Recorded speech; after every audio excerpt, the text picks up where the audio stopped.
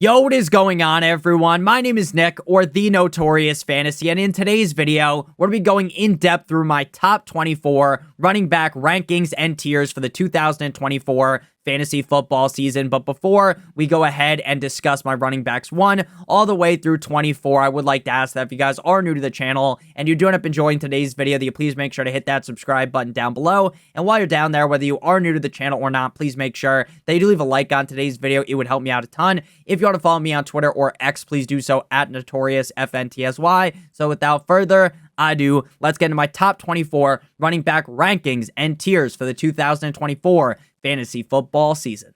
We begin in the S tier at the running back position at number 1 with, you guessed it, Christian McCaffrey of the San Francisco 49ers. Aggregate ADP from Sleeper, ESPN, MFL, NFFC, and Fantrax have him as the running back 1 at pick number 1. He is going to be the number 1 overall pick in more than likely 95% of drafts. There are going to be some players that draft CD or Tyreek Hill over him, but in my opinion, Christian McCaffrey should be the unanimous 101. Christian McCaffrey absolutely dominated last season, which was a shock to no one as well, right? Having McCaffrey ranked as the number 1 running back last year was not a hot take. Having him ranked as the running back 1 this year should not be a hot take either. This guy is the best running back in the National Football League, in one of the best situations for a running back to be in, on a team that utilizes a workhorse running back, which almost feels like a lost art at this point in 2024.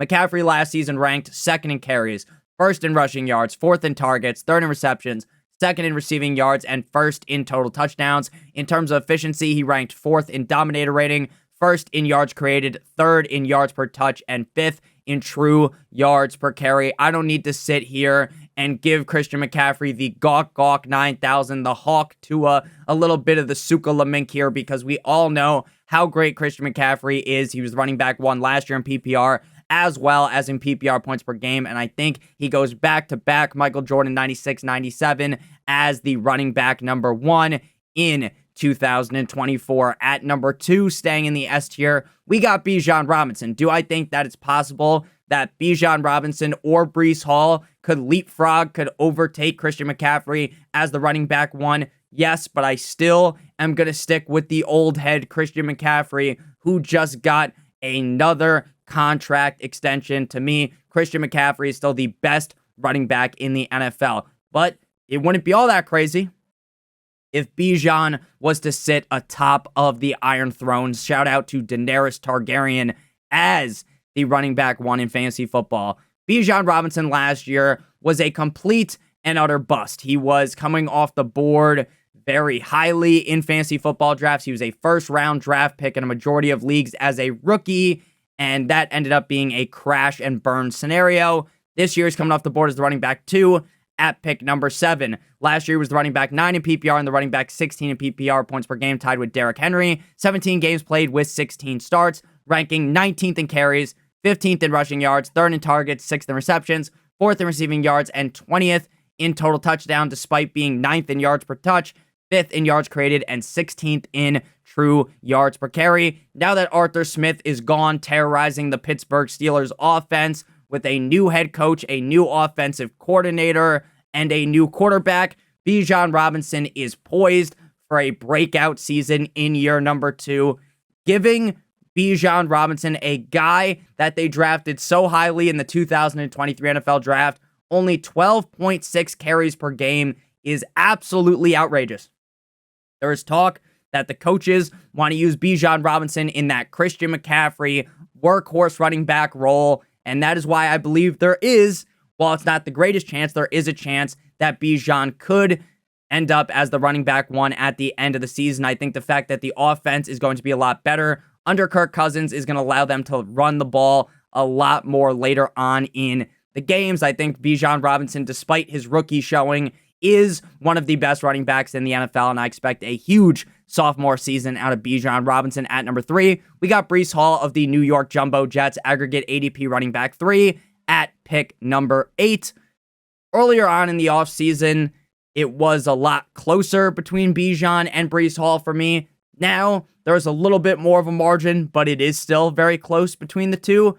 Breece Hall last season, everything goes wrong for the Jets, right? Aaron Rodgers gets hurt. He's the Achilles heel of the offense, and his Achilles gets fucking blown to shreds, right? 7 seconds into the season, premature ejaculation of sorts for Aaron Rodgers and the Jets, right? The whole ship goes down with Aaron Rodgers. They're still playing the fucking violin as the Titanic falls apart. That's what the team was doing, and Breece Hall was able to survive this, right? He was able to hop off the Titanic and sit on that plank that apparently Leonardo DiCaprio couldn't fit on, even though anyone that's watched that movie knows that Leo should have fit on there, and that lady just didn't want to, live, I guess. So Breece Hall, running back 2 in PPR, running back 6 in PPR points per game. He ranked 14th in carries, 13th in rushing yards, 1st in targets, 1st in receptions, 1st in receiving yards, and 12th in total touchdowns, ranking 30 yards created, 1st in dominator rating, and 11th in yards per touch. I understand that the Jets' offensive line is still a bit suspect, but Breece Hall was putting defenses into the walls of Jericho last year with Zach Wilson and Trevor Siemian under center. Better quarterback play is going to heavily elevate Breece Hall. I think he's a pretty safe bet to be a top 3 running back this season. Moving now to the A tier, we begin with Saquon Barkley of the Philadelphia Eagles. Aggregate ADP running back 6 at pick 14. Saquon, Jonathan Taylor, and Jahmyr Gibbs. You can jumble them around in any order. You could put Gibbs at 4, Jonathan Taylor at 4. You can jumble them all around, and I would agree with you. These guys are essentially so similar for me. I have Saquon Barkley ranked the highest, but by late August, it could easily be Jahmyr Gibbs at the 4 spot. Saquon Barkley, I understand, was a bit of a disaster last season. Now, it wasn't a disaster of large magnitude like Bijan Robinson, because Saquon was still the running back 13 in PPR and the running back 9 in PPR points per game. But obviously, everything went wrong in New York. When you have Tommy fucking DeVito, the Italian stallion, throwing dimes out there, you know that the season probably didn't go all that well. The whole team was pretty bad. It was kind of laughable compared to just how great the team looked in the 2022 season, obviously getting that playoff win up against the cold-like Minnesota Vikings. Now he goes from an offense that was a dumpster fire, a steaming pile of dog shit, onto one of the better offenses in the NFL with Jalen Hurts and the Philadelphia Eagles. I understand that realistically we are going to be seeing Saquon Barkley get fisted in a way by the tush push, but I do think we're going to be seeing less tush pushes this season because Saquon Barkley is a much bigger back, and you can just hand the ball off to him on the goal line and he'll barrel his way in there, compared to other running backs like DeAndre Swift or like Miles Sanders, who are much smaller backs, compared to Saquon Barkley, who is a fucking behemoth. So Saquon Barkley in Philadelphia, I love the touchdown upside. I love the offense. And if you actually look into things, while people are going to panic because of the tush push, I don't think it's going to matter as much. I think the fact that Jason Kelce is no longer the starting center will make it less effective, and thus making them do it less, giving more touches to Saquon Barkley in the red zone. Again, the tush push is still going to happen, but I think there might be times where Jalen Hurts isn't the guy tush pushing. It's actually Saquon Barkley, because while the tush push is very successful, again, I'm as much of a doctor as Johnny Sins, but it doesn't seem the best to have your quarterback diving into 11 men that are looking to take your fucking head off. So giving it to Saquon Barkley would make a little bit more sense. The Eagles paid Barkley fairly. Barkley is a very solid pass-catching back. Again, I get that last year was kind of bad, but he was still 3rd in dominator rating, 18th in yards created, 15th in breakaway run rate, and now he goes to an offensive line that is basically a brick wall. So Saquon Barkley feels like a very easy projection for the season. At number 5, we got Jonathan Taylor of the Indianapolis Colts. Aggregate ADP running back 5 at pick 13. There are a lot of people that are very worried about Jonathan Taylor this season, mainly because of Anthony Richardson. Now, if you go back and look at last season, I understand that Anthony Richardson didn't play a bunch of games, but in Jonathan Taylor's absence, when he started off the season hurt, right, missing the first 4 games with an ankle injury / contract dispute, Zach Moss was in there looking like prime LaDainian Tomlinson, right? The rushing offense worked. Shane Steichen, head coach of the Indianapolis Colts, was the guy with Jalen Hurts and Miles Sanders both being very successful in fantasy football.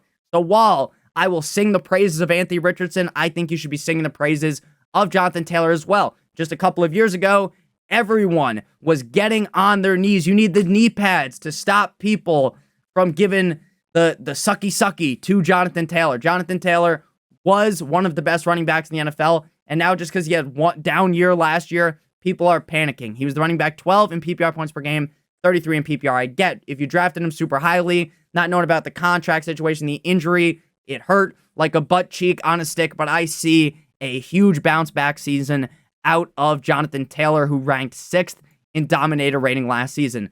If you look back when he was healthy last season, the old Jonathan Taylor was still very much there.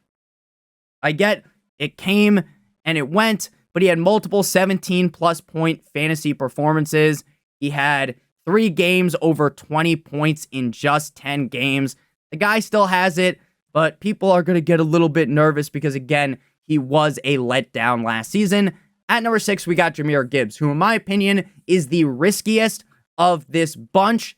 But I do think if everything was to go right, Jahmyr Gibbs probably has the most amount of upside. Aggregate ADP running back 4, tied for pick number 11 with Garrett Wilson. Now, Jahmyr Gibbs is a guy that last season was playing second fiddle for Mr. David Montgomery, and I think this season we are still going to see a healthy enough amount of David Montgomery that will kind of be the cucking way of Jahmyr Gibbs, right? It will be a wall that Jahmyr Gibbs will have to break down because he is not going to see a crazy amount of touches game in and game out. Now, the good thing about Jahmyr Gibbs is any catch, any run can turn from what looks like a 3-yard gain to 6 defenders on the ground looking clueless, and Jahmyr Gibbs runs 95 yards into the end zone. He only had 182 carries last year, but ranked 17th in rushing yards. He ranked 8th in targets, 9th in receptions, 16th in receiving yards, and 9th in total touchdowns. In terms of efficiency, he was 7th in true yards per carry. I believe that Jahmyr Gibbs is going to get a bigger cut of the pie than he received last season when he was 10th in PPR in his rookie year and 8th in PPR points per game.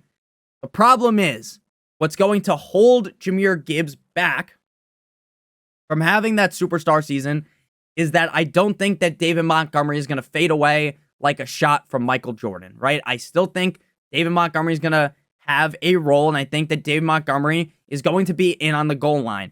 I still think Jahmyr Gibbs, even with less volume, can still be fantastic, but ultimately, that is what breaks the tie between Jahmyr Gibbs, Jonathan Taylor, and Saquon Barkley. You know, Barkley is the workhorse back. You know, Taylor is the workhorse back, but Gibbs has more competition around him. Again, Gibbs is still going to be great. I still have him ranked as a top 6 running back, but I do have him ranked a little bit lower compared to ADP. Moving now to the B tier, we got running back 7 through 10. At number 7, we got Tractor Cedo Derrick Henry of the Baltimore Ravens, aggregate ADP running back 10 at pick 26. Getting Derrick Henry in the 3rd round in fantasy football drafts is one of the biggest steals you will ever get in fantasy football. I understand that Derrick Henry is a little bit older, and a lot of people nowadays just get their panties all in a bunch thinking about the age of a running back. I understand that Derrick Henry didn't have the best last season, right? Running back 8 in PPR and 16 in PPR points per game, tied with Bijan Robinson. But, and this is a big but, shout out to Phoenix Murray, Derrick Henry was held back by the Titans offense. The Titans offensive line was a unmitigated disaster. The offensive line sucked ass. And the team sucked ass, so they were down late in games where they weren't able to run. Now Derrick Henry gets shipped off. Now he's a Baltimore Raven on a team with a good offensive line, on a team that is going to lead in the games late to where you can just hand the ball off to Derrick Henry a bunch. And again, I get Derrick Henry is getting a little bit older, and that's why some people will panic. But last year he was 1st in carries, 2nd in rushing yards. The targets, receptions are never going to really be there for Derrick Henry. The guy in the past had brick for hands. Recently, he's got rid of those Lego hands. He's actually been able to hold things a little bit better, but he's never going to be Christian McCaffrey or even Jonathan Taylor, Saquon Barkley in terms of receiving volume. If he gets 2 targets a game, yippee, like I'd be pretty happy for that, like he got last year. 1.6 receptions per game, 12.6 receiving yards per game, but he scored 12 total touchdowns, 6th again in a Titans offense that was kind of anemic in a way, right? They were not very good. 10th in yards created, 9th in evaded tackles, 8th in breakaway run rate, 5th in dominator rating. Stop overthinking Derrick Henry. In the Baltimore Ravens offense, this motherfucker could score 20 plus touchdowns. We saw Gus Edwards score 12 plus touchdowns last season, and Gus Edwards is nowhere near the skill level of Derrick Henry. We know the Ravens want to run the ball. We know, sure, Lamar Jackson's going to vulture Derrick Henry every once in a while, but Derrick Henry still has it. The only thing stopping me from ranking him in the A tier, honestly, is just the fact that he really won't get that many targets, especially with Lamar under center. But the path to 20 touchdowns really isn't even that hard. Again, that would be an outstanding season. He's probably more likely to get 15. But I wouldn't be shocked if he was at 20, and I don't think you should be either. Next up, we got Kyren Williams. Now, Kyren Williams is a guy that right now I don't want to give the strongest take on, because as we get closer to late August when you actually do your fantasy football draft, or early September, I feel like we'll have a lot more information on this situation. I'll be able to make a lot better of an educated guess on what is going to happen. Running back 7 right now off the board at pick 16. In round number 2, to me, it feels gross to draft Kyren Williams because there are a lot of question marks. The most recent report on Kyren from Sean McVay, head coach of the Rams, in case you don't know, from July 25th, a couple days ago, is knowing what an instrumental part Kyren Williams, is going to be in this offense. You want to be smart about it, and so that's where we can be mindful of it. But in the meantime, he's going to lead the way for the running back room. Kyren Williams, when healthy, is going to be a top 5 running back in fantasy football. The question is, can he stay healthy? Last year, he played in 12 games with 11 starts, right? When he's playing, he's a monster. When he's not playing, he's not helping you. 13th in carries with 19 per game, which is crazy. 3rd in rushing yards. 24th in targets, 28th in receptions, 32nd in receiving yards, 15 total touchdowns in 12 fucking games. 3rd at running back. Over a touchdown per game. Christian McCaffrey numbers, right? Madden numbers. 8th in true yards per carry. 13th yards per touch. 9th in yards created, and 2nd in dominator rating. I know for sure that Kyren Williams is going to see a lessened workload in 2024 because you don't just draft Blake Corum to let him shine Kyren Williams' jockstrap on the bench. Now, I don't think you drafted Blake Corum to push Kyren Williams, stiff arm him to the side, and elevate Blake Corum to be the lead back, but I do think that Blake Corum will play a much bigger role in this offense when you compare the schlubs that were behind Kyren last year. Now, something that has actually made me worry a little bit less about Kyren is a tweet from Nick Ercolano of BDG. I'm sure you guys have heard of that guy, right? Kyren Williams in games where he played fewer than 80% of Rams snaps last year. Week 4, 25 carries, 103 yards, 2 touchdowns, 3 receptions for 24 yards. Week 12, 16 carries for 143 yards, 6 receptions, 61 yards, and 2 touchdowns. Week 15, 27 carries for 152 yards, 1 touchdown, 5 receptions for 3 yards. And then week 16, 22 carries, 104 yards, and a touchdown. So even with a reduced workload, Kyren Williams is still going to be great. And while that did definitely get me a little bit more on the Kyren Williams train, I have to be honest with you guys. Again, I'm as much of a doctor as one of the dudes you see on the hub, right? The same guy that's also a plumber and also an Army veteran, right?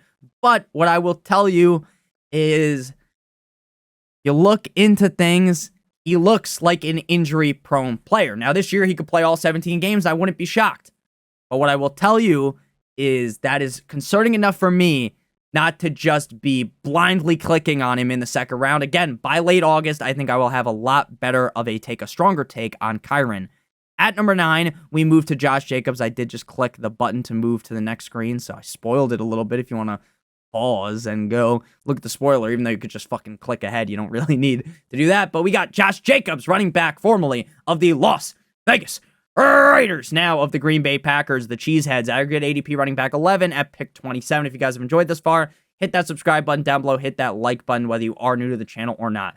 So Josh Jacobs kind of had a season from hell last year for the Raiders. Now, Josh Jacobs was another guy like Jonathan Taylor, right? How we're talking about how he's going to be one of the up-and-coming running backs in the NFL, right? This is a guy that is incredible. He's looking like he could be the best running back in the NFL, right? He starts off his career 14.7 fantasy points per game, then 15, 15, 19, 13, like especially in 2022, 19.3 PPR points per game.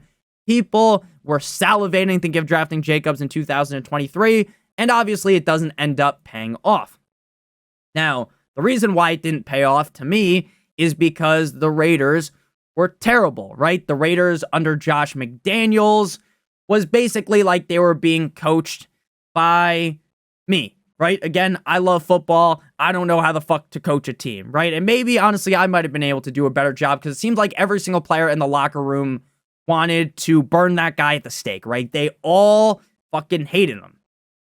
Just like they hated Jimmy Garoppolo, who was the starting quarterback for a lot of last season. But then they fire Mr. McDaniels.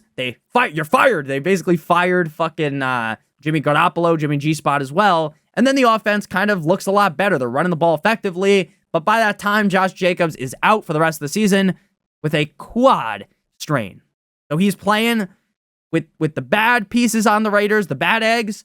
And then finally, once they're exterminated like some spiders, Josh Jacobs gets hurt. He averaged the first most defenders in the box. They were loading the box up. They knew what was coming, and Josh Jacobs struggled because of it. Even so, he ranked 7th in Dominator rating. I get he was a big disappointment compared to what he did in 2022, but you need to use context when you understand these statistics. He now moves to a Packers offense that, sure, will not use him as a crazy workhorse running back. He's not going to get nearly 18 carries per game like he did last season. But even with a lessened workload, he is going to get more high-value touches, more goal line work, and the defense surely isn't going to be able to put 7.2 motherfuckers in the box to stop Josh Jacobs because you got to worry about Jordan Love me tender, love me sweet. I get that a lot of people worry about Jordan Love. Is he a one-year wonder? Well, the Packers just paid him like he's played amazing for like 4 seasons. So shout out to the hotel. So Josh Jacobs, I believe heavily in. I believe that he's still that guy he was just 2 years ago. Now he's in a better offense. Again, they're going to trickle down the touches, but he's going to make up for it with efficiency. At number 10 to close out the B tier, we got Isaiah Pacheco of the Kansas City Chiefs, aggregate ADP running back 12 at pick 31. Isaiah Pacheco last year saw a huge bump towards the end of the season when Jerick McKinnon got hurt and when the team was finally kind of giving him the full keys to the backfield, meaning they were giving him a lot more receiving opportunity. Towards the end of last season, we saw him from week 12 on. Now, he did get hurt missing week 14 and 15, but we saw 5 receptions, 3 receptions, 4 receptions, and then 7 receptions.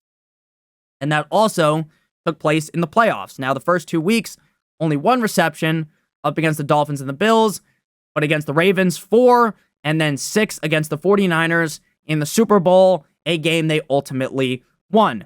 Pacheco was still the running back, 15 in PPR last season, 14 in PPR points per game, and if you drafted him like I told you to, when he was coming off the board late past running back 24, sometimes running back 30 or 32 off the board, you were incredibly excited about that. Last year, he ranked 22nd in carries, 18th in rushing yards, 22nd in targets, 17th in receptions, 22nd in receiving yards, and 12th in total touchdowns in terms of efficiency. He was 2nd in catch rate, so while he isn't this guy that we've looked at as like this great pass catcher, he really is. 11th in breakaway run rate and 12th in yards created. Doing so on a Chiefs team that wasn't the laughingstock of the NFL, but a lot of people questioned the Chiefs all of last regular season. And then once they got into the playoffs, they turned it into hyperdrive, and they were kicking the piss out of every opponent. But during the regular season, they were on the struggle bus. They were struggling. There were people like, are the Chiefs even going to make the playoffs? Are the Chiefs even a Super Bowl contender? Maybe the Dolphins will beat the Chiefs, right? Now, I was hoping that as a Dolphins fan, but we all knew what was coming at the end of the day, and that was another Chiefs Super Bowl. If the Chiefs play better in the regular season, now adding Xavier Worthy and Hollywood Brown, they've still got Kelsey, they've still got Rashee Rice for however many games he's not suspended for. I like the fact that I think this Chiefs offense is going to be way better in the regular season That's going to add to a lot more upside for Pacheco to score more touchdowns. And with more targets per game, this guy should be a top 10 running back this season. Moving now to the C tier, we got running backs 11 through 14 at number 11. We got my guy, Devin Devin a chain, running back of the Miami Dolphins, the greatest football team. They're in the air, they're on the ground. Aggregate ADP running back 9 at pick 24. Now, I am a little bit lower on Devin Achane, I guess, compared to consensus, but that doesn't mean that I'm still not drafting Devin Achane and then waiting for a guy like Joe Mixon who goes much later to come onto my team, or even Derrick Henry who goes later, who I've ranked a little bit higher. Now, the reason why I don't have Devin Achane in the B tier is just because of the touch questions. How many touches is he going to see? Now, last year he only averaged 9.4 carries per game, which I think will go up. But also, I don't really forecast that Mostert is going to fade into irrelevancy. But Mostert's old, and Mostert is also a guy that typically in the past, except for in Miami, knock on wood, I don't want him to get hurt, but that's a guy that will be brushing his teeth in the morning, and he fucking deep throats the toothbrush like his name was Mia Malkova, and he's choking on it, and he's out for 4 weeks, right? Or he goes to hop in the shower, he slips, and he tore his ACL or something, right? So I'm wishing for the best on Mostert. I don't think Mostert's going to disappear, but I think Achane's get more pieces of the pie. The question is Mostert going to be used more on the goal line? How does Jalen Wright play into this situation? I still think it's going to be a 1-2 punch of Achane and Mostert, but I still think Mostert's going to be getting some solid touches on the team. Plus, Tua isn't really some check down merchant, but 3.4 targets per game should be solid. He missed a few games last year with a knee sprain mid-season, 11 games played, but he was top 5 in PPR points per game, running back 24 in PPR. While I have all these questions, it seems like as long as he's healthy, he's going to be a top 12 guy. He scored 11 total touchdowns in 11 games, so 1 touchdown per game. Efficiency-wise, it'll have your mouth watering. Second in true yards per carry, first in yards per touch, third in juke rate, first in breakaway run rate. The only question is how much volume is he going to see. I think he sees more volume than last year. He becomes more consistent, but I do think he's still going to be kind of boom or bust this season. But again, that upside is what makes you want to swing for the fences with Achane, who I do really like. Again, if I have someone ranked 2 spots lower than ADP in a lot of scenarios, it means I still like them. But we will get to some guys later where I'm kind of around the ADP, and I'm just not going to be taking that player very frequently. At number 12, we got Travis Etienne, running back of the Jacksonville Jaguars, aggregate ADP running back 8 at pick 23. Now, the Jacksonville Jaguars season last year was tragic. It was basically like Ryan Fitzpatrick's whole career. I understand. Nick, Ryan Fitzpatrick doesn't even play in the NFL anymore. I know that. But what I will tell you is that is genuinely what it felt like last season to watch the Jaguars. The start of the season, they're on fire, right? It's like, holy shit, this is one of the best teams in the NFL. And then towards the end of the season, Lawrence gets hurt, and the wheels on the bus stop going round and round. They fall off, and there's casualties, right? It's very, very bad. They went from the number 1 team to out of the fucking playoffs, but they lost to the Tennessee Titans in week 18. It was no bueno if you were a Jaguars fan.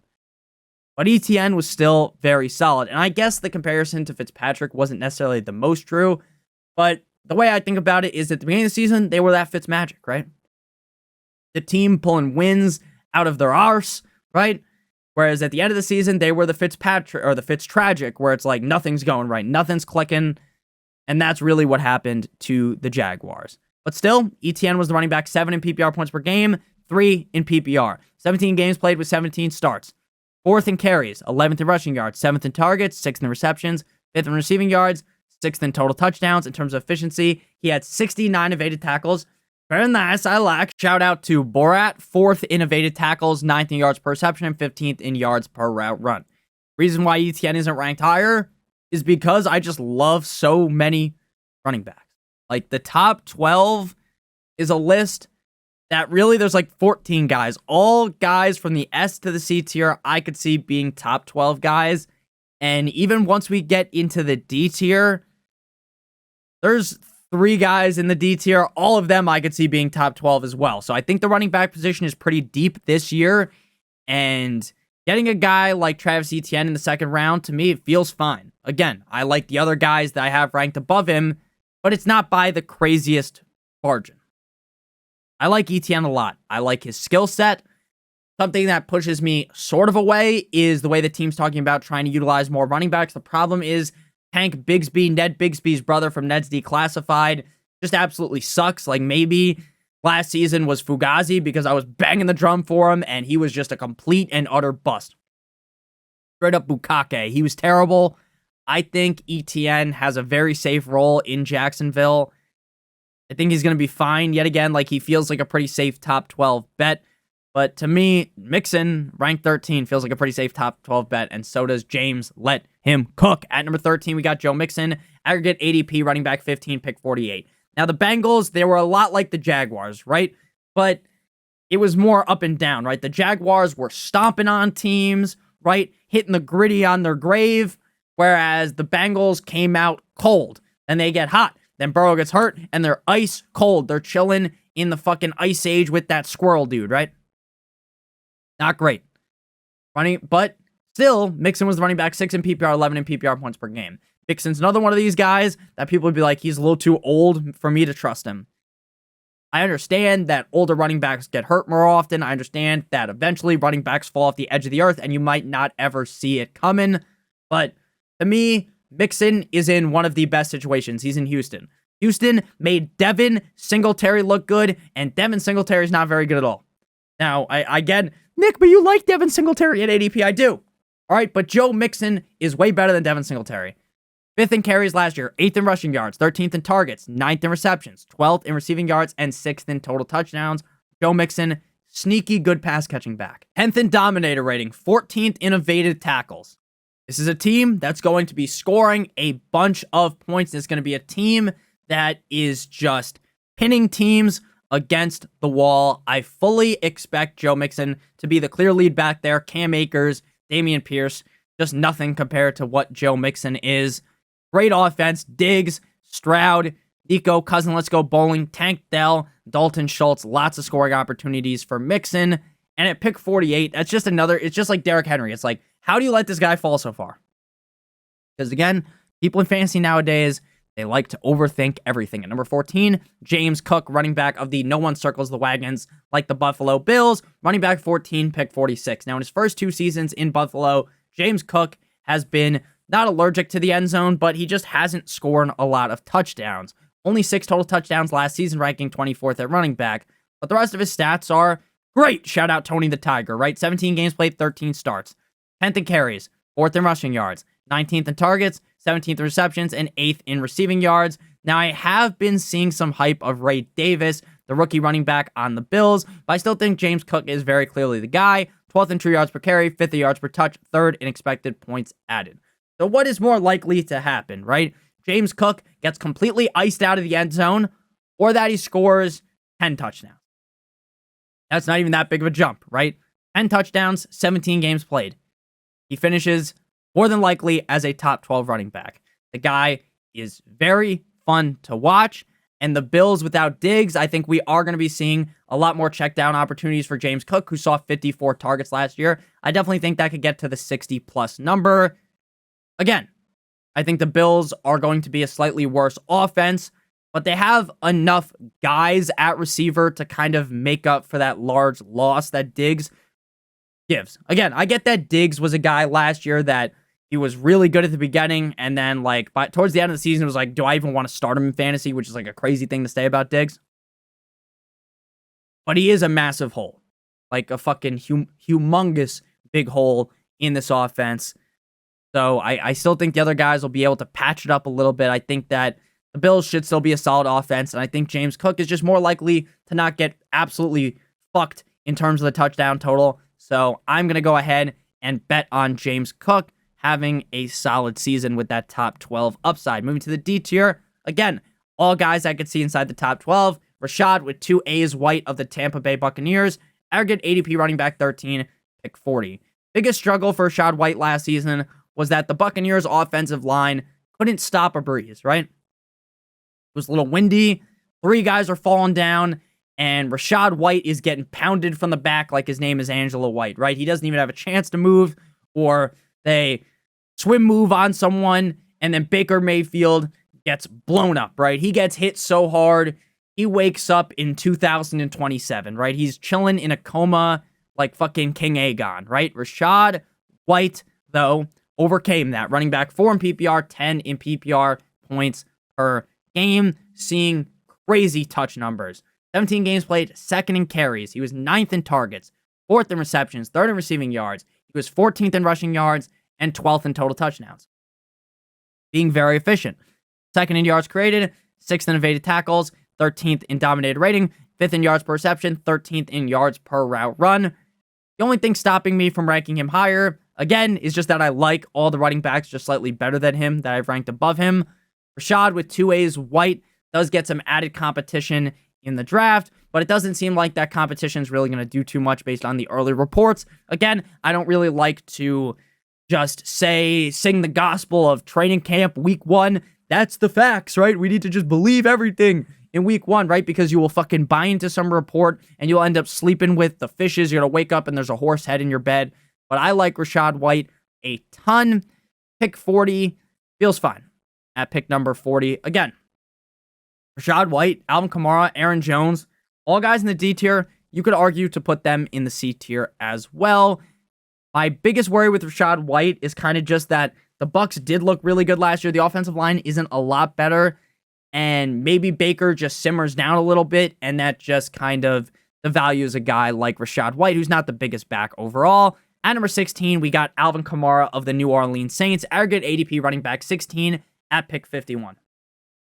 Now, while everyone is fondling the balls of Kendre Miller, I'm still going to be the commander of the Alvin Kamara Express.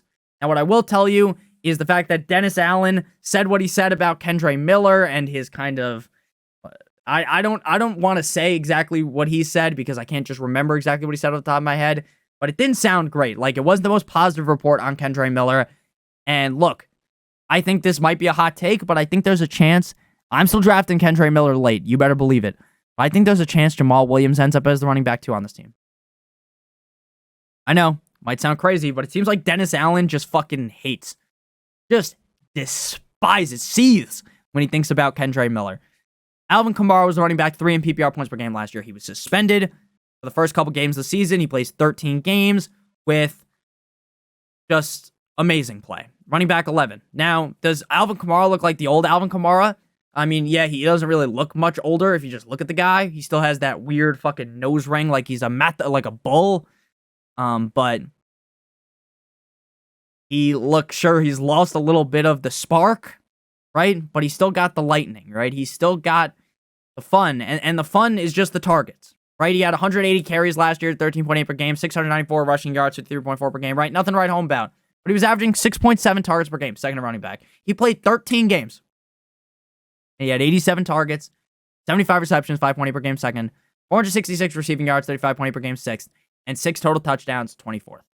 There are receivers going around pick 51 that might not average 6.7 targets per game.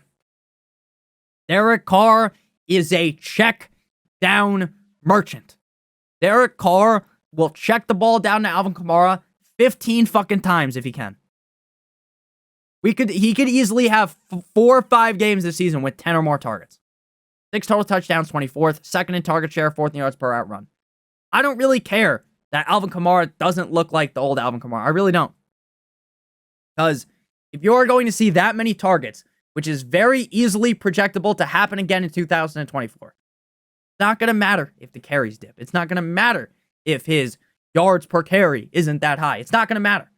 Because Derek Carr is going to dump the ball off to him a bunch, and that is going to elevate him. He was a top 3 running back in points per game last season. And yet, he is being cast away. Shout out Tom Hanks. Shout out to Wilson, right? People are just overthinking things, right? They saw what they saw last season. They see, oh, he's going into a similar situation with the quarterback that fucking just dumps the ball off a million times. But let's just bury him down the rankings because he's a little bit older and maybe he's a little bit washed, right? At number 17, we got Aaron Jones. This is another guy. This is a fraud check season for him, right? People are going to call him a fraud for last season, right? And I get it, right? I was an Aaron Jones guy. Aaron Jones gets hurt and just really doesn't get enough work. And why does that happen? That is because head coach Matt LaFleur uses a technique that I've dubbed years ago, which is the just the tip technique. Your guy gets hurt, you're easing him in, right? He gets hurt, so we're not going to bring him back, right? But you never know if he's ever coming back fully or not because they won't tell you, right? They don't tell you right to your face, hey, this is going to be Aaron Jones. We're going to ramp him up, right? So week 1, he gets hurt in this game. He has 9 touches for 41 yards rushing and a touchdown. Then he has 4 targets, 2 receptions, 86 yards, and a touchdown. So 2 fucking touchdowns, 100-plus yards, 26 fantasy points. Then he gets hurt. He comes back week 4. He gets 2 points. Then week 7, he's back again. 8 points, then 8 points, then 17. And we see him get 20 carries. Then they're like, oh, you know what? Let's go back to A.J. Dillon. 13 carries against the Steelers, 9 fantasy points, then 2 against the Chargers. It's like, fuck, what do I do with this guy? And then he rips off a 10-point game, 14, 14, 19. So 3 straight 100-yard games to end the season. Then we get to the playoffs, the postseason. He scores 32 fantasy points against the Cowboys. He is the rightful owner of the Cowboys, him and Jerry Jones. And then he scores 16 points against the 49ers defense in the playoffs. I get going from the Packers to going to the Vikings is like going from Disney World to fucking Weenie Hut Juniors. But what I will tell you is that the Vikings, while they are a very pass-heavy team in the past under Kirk Cousins, are going to look to run the ball a lot more with mono man Sam Darnold or J.J. McCarthy under center. When Aaron Jones was playing, he looked like the old Aaron Jones. Again, the stats from last year, running back 26 in PPR, points per game, 37 in PPR. Throw those out. Don't think about them. Close your eyes. Blah, blah, blah, blah, blah. You know, put your fingers in your ear and start screaming, right? 15th yards per carry, 14th yards per touch, 15th yards created per touch. I understand he had a down year. I understand that he did you dirty. But don't fall for what happened last season because he's able to stay healthy in Minnesota. He gives you 14, 15 games around that number because we know Aaron Jones isn't necessarily the healthiest guy on earth. Recently, 11, 17, 15, 14, 16, 12, and 12 games played. The narrative's a little bit overblown, but let's just say 15, 16 games. He's going to pay off as the running back 18 off the board. Moving now to my running back 18, the E tier. We got Kenneth Walker, David Montgomery, and Ramondre Stevenson. Kenneth Walker, running back 18 of the Seattle Seahawks. Aggregate ADP running back 17, pick 52. Kenneth Walker is the guy that I was talking about earlier, where I just don't really want to draft him, even though I can't rank him much lower than his ADP. Why is that? Because am I really going to bury the starting running back on an offense that should be solid enough to where Kenneth Walker could pay off as the running back 17 through 20? You can't bury him because I don't really see him being such a bust to such a large magnitude to where it's like you really would have been pissed if you took him. But I also don't really see a huge upside, a huge splash payoff where it's like, oh, I got Kenneth Walker as the running back 18. He was the running back 5. Now, is Kenneth Walker, quote unquote, good enough to do that? Yes. But in this situation, I don't think so. New coach, new system. They get rid of the gum chewer, Pete Carroll, who didn't know how to run the ball on the goal line with Marshawn Lynch. So they get rid of him. Getting a little bit old, a little senile, right? So Kenneth Walker is the lead back, but they also have Zach Charbonnet. Kenneth Walker, Zach Charbonnet, both not associated with the new regime. Both second-round picks. You watch them both play when both were starters. I will tell you that I don't see some crazy difference. Like, I don't think Kenneth Walker is levels above Charbonnet. Who do I think will be the starter in week 1? Walker. But would anyone be surprised if Charbonnet took over? I wouldn't be. I really wouldn't be. I think if you watch both their college tape and you watch both of them, like I said, be the starter on the Seahawks, they look very similar in terms of skill set. Now, Kenneth Walker is one of those all-or-nothing guys every time he gets the ball. Kenneth Walker is either hitting the spin cycle, hurdling someone, stiff-arming someone, running for 15 yards, or he is getting laid up 1 yard after the line of scrimmage. He is either busting off a huge play or getting 3 dudes fucking circling him and just taking him down. It's either one or the other with Kenneth Walker. It's either a big play or nothing or maybe even negative, which is fun to watch. Stressful, though, if you have him in fantasy. Charbonnet, I think, could be a little bit more consistent. I think Charbonnet is probably the better pass catcher. Now, again, is Walker some shit stain on your underwear? No. 2nd in juke rate, 3rd in evaded tackles, 39th in yards per carry in terms of true yards per carry, 15th in carries, 19th in rushing yards, 35th in targets, 34th in receptions, 21 receiving yards, 12th in total touchdowns. A lot of NFL teams would do unholy things to get Kenneth Walker on their team because Kenneth Walker is a reliable running back. Again, he might not be reliable on a touch-per-touch basis where you're sitting there stressing, he's going to get 1 yard, or is he going to get 25, or maybe he's going to get 75 and run into the end zone. But he's a reliable NFL back. But so is Zach Charbonnet. So I don't think Kenneth Walker is going to be in a workhorse scenario, which again, seems to be like, oh, he's going to finish as like the running back 18 through 20, so running back 18 feels fair. Number 19, we got David Montgomery of the Lions, aggregate ADP running back 21 at pick 66. We talked about this with Jahmyr Gibbs. David Montgomery is not going away. Now, I think his touches are going to go down, right? 15.6 carries per game last year. I think that dips. But I still think that we know how Dan Campbell maneuvers. He's going to want to use both backs, and he's going to want to use David Montgomery as the battering ram, right? In the goal line, in the red zone, 5 yards out, 3 yards out, 1 yard out. Jared Goff isn't fucking Jalen Hurts. They're going to hand the ball off to David Montgomery. Now, if something was to happen to David Montgomery, Jahmyr Gibbs will reach superstardom as probably a top 2 back weekly in fantasy. And we definitely can't project injuries on a guy who's played 16, 15, 13, 16, and 14 games over his NFL career. Is David Montgomery the next Bo Jackson? No, he's not. But he's reliable, and the Lions are going to use him. And even with a reduced workload, he could easily score 10 touchdowns, which will make him a reliable running back 2 weekly. Will David Montgomery win you your league? No, I think Kenneth Walker probably has more upside to do that. Because Kenneth Walker is going to be the running back 1 on his team, whereas David Montgomery probably isn't. Not going to get a lot of targets either.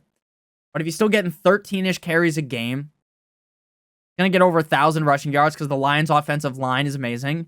He ranked 6th in defenders in the box last year. But it didn't really matter because the offensive line was so good. Again, he ranked 4th in total touchdowns, 17th in true yards per carry. David Montgomery going to win you your league? No. Unless something was happening to Gibbs. Knock on wood. But he's going to be reliable enough for you to take him in that range. Like, if you're going hero running back, you draft one of those upper echelon running backs, swing things around later. You got your receivers. Maybe you got an elite quarterback, an elite tight end. And then, so you got the great running back, and then Montgomery is your running back 2. And then maybe you find someone on the waiver wire that's a little bit better, or you draft some stud late.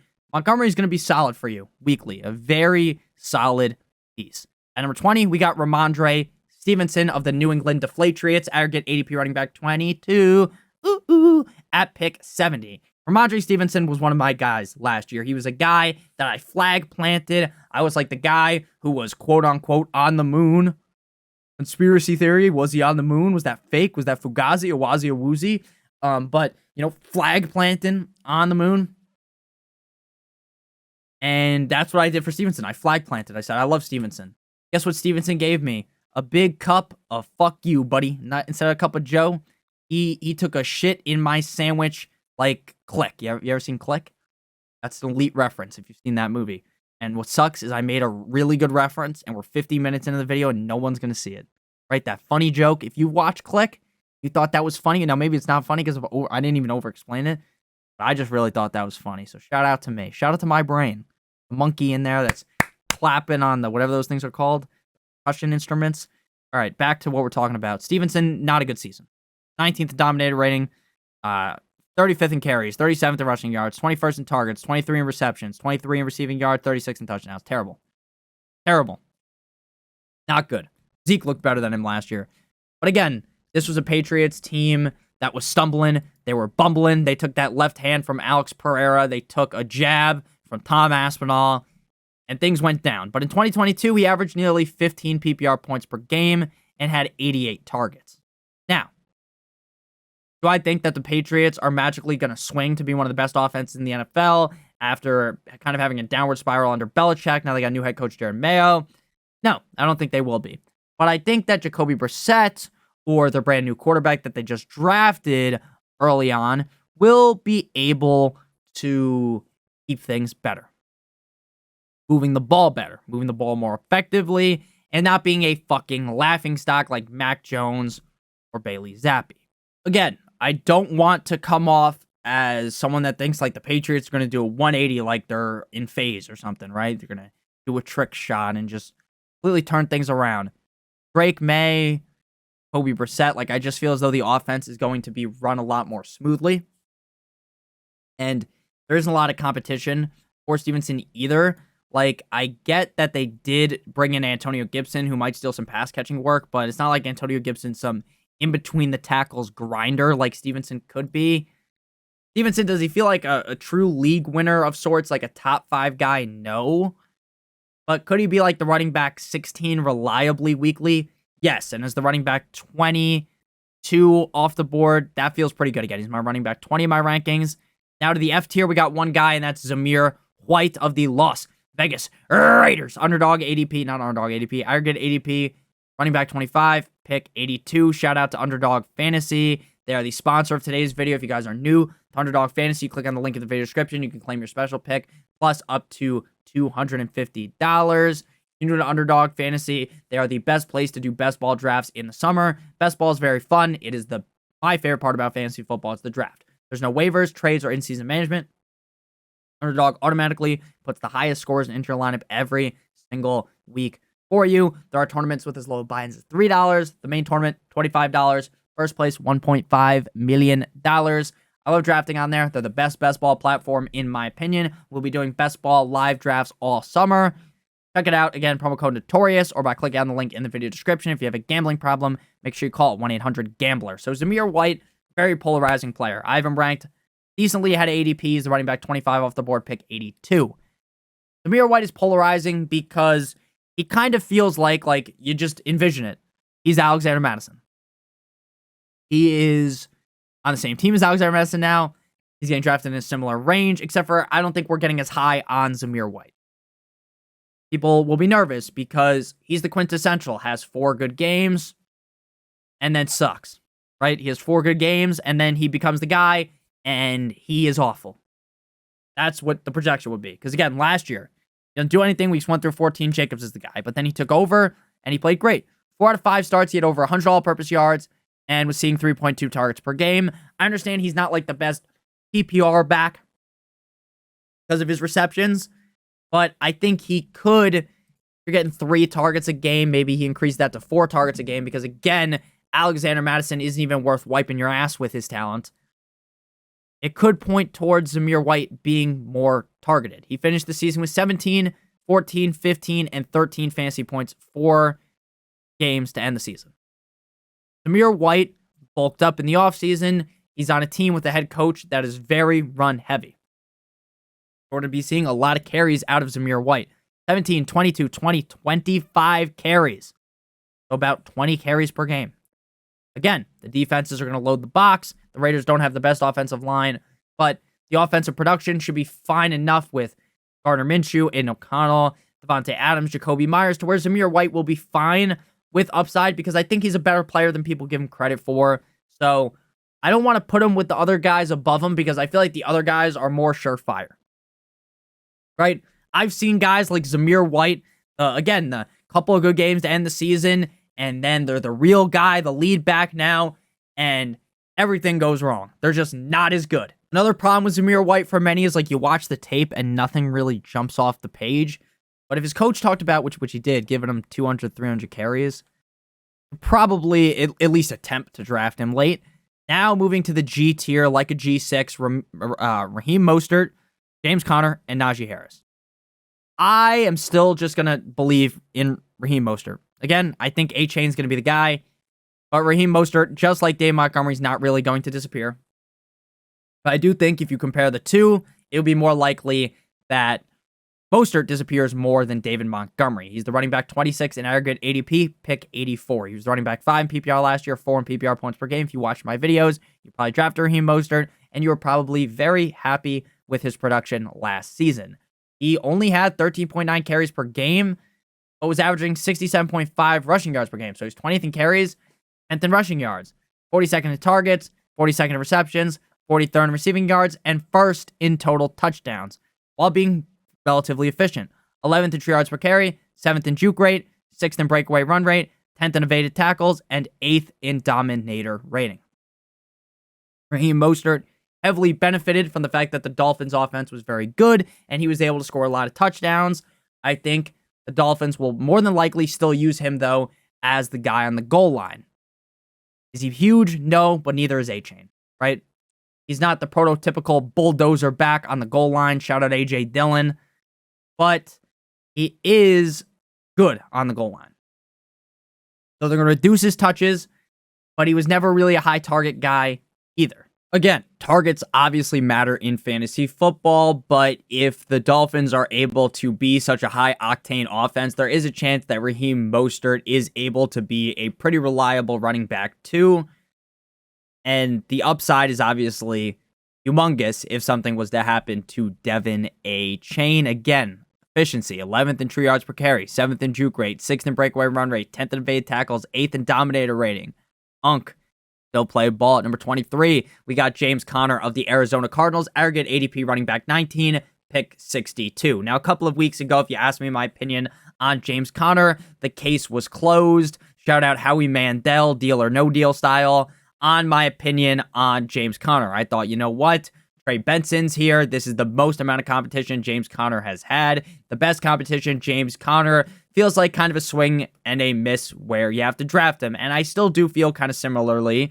Running back 19 in aggregate ADP, my running back 23. Am I going to end up with a lot of James Conner? The answer to that would be fuck no, baby. Even though I do love James Conner. I've been a James Conner truther ever since Le'Veon Bell was too busy riding around jet skis in Miami to play football in Pittsburgh. But when push comes to shove, I still think I can't fully bury James Conner because the guy can still play. I just think that Trey Benson's going to be a lot more involved than Amadi DiMarcado, the Italian stallion running back that was behind James Conner last season. So there's more added competition, but James Conner should still be the lead back, being a fine running back too. 9th in true yards per carry, 16th yards per touch, 7th in breakaway run rate, 16th in yards created per touch. This was on a Cardinals team that was without Kyler Murray for half the season. So James Conner, again, will be fine. Running back 18 in PPR last year, playing in 13 games, 13 in PPR points per game. I just think that his upside and his safety is a lot lower now with Trey Benson there. The upside is still pretty similar, though. Number 24, Najee Harris. This is another guy where it's like, I guess if I'm so stuck on running back, I don't have a running back, I'm fine with Najee, but there's nothing that excites me about Najee. Running back 23, pick 78. He hasn't looked great since his rookie year, and I think Jaylen Warren's a better running back than him. Thing is, with Arthur Smith as the O coordinator there, and with the fact that the team last year still liked Najee over Jaylen Warren, I'm just going to have to rank Najee higher. 10th in breakaway run rate, 13th yards created, 12th in defenders in the box, 5th in stuffed runs. He was one of these guys where the offensive line was severely hurting his play, but he wasn't great. 6th in carries, 7th in rushing yards, 33rd in targets, 34th in receptions, 44th in receiving yards, 20th in total touchdowns. Najee Harris is still fine. He's still a serviceable running back. He could easily finish as the running back 24. But I don't see Najee Harris being the reason why you win your league. That's why I have him ranked behind Raheem Mostert and James Conner. I almost consider putting Najee Harris in a league of his own, like in the A, B, C, D, E, F, G, H tier, right? But thing is, he's still going to be the starting running back on the Steelers, and there have been some positive reports that Najee's lost some weight. He's coming in the best shape of his life. But we've fallen for the best shape of his life tweets roughly 1,000,000 times, and then they always end up being wrong. Like Najee's going to show up with fucking double D bazookas attached to his chest. So Najee Harris, I don't really like him, but again, how low can you go on Najee Harris? So thank you guys all so much for watching. If you ended up enjoying today's video, make sure you guys hit that subscribe button down below while you're down there, whether you are new to the channel or not. Make sure to leave a like on today's video. It would help me out a ton. If you want to follow me on Twitter or X, please do so at NotoriousFantasy. I love you guys, or NotoriousFNTSY. Check out one of the videos on your screen if you haven't seen them already. Love you guys all so much. Hope you have a great one. See you guys soon with another banger of a video. Love you guys as always. Good boy.